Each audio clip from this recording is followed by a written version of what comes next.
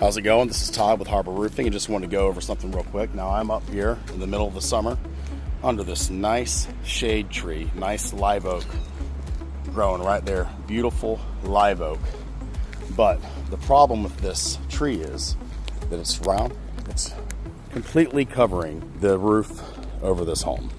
The roof that's keeping this home protected is completely covered by a tree. Now, why is that bad? You might be thinking, Todd, isn't this tree blocking this roof from the UV rays? Would that not extend the life of this roof? You may think that, but what you actually get is you want the moisture when it rains, or even just the humidity, you want that moisture to evaporate off of this roof.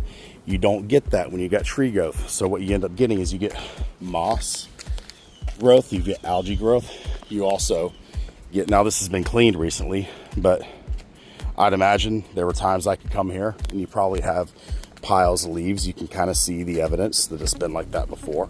You probably have piles of leaves, basically a compost pile just sitting here composting in this valley. So that water, it almost acts like a dam. That water can't run off and flow off properly. It can't evaporate. So what happens, it sits on the shingles.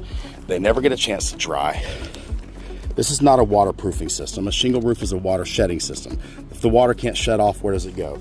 It goes under the shingles, and then it gets down into the plywood, it rots it, and it gets into the house.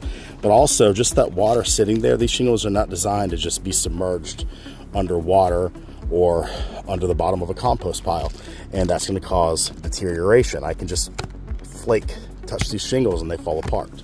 They deteriorate. So these trees, as beautiful as they are, have pretty much cut the life of this roof in half. You also get little dead bats like this. I like to kind of point out some things that I see while I'm out working during the day.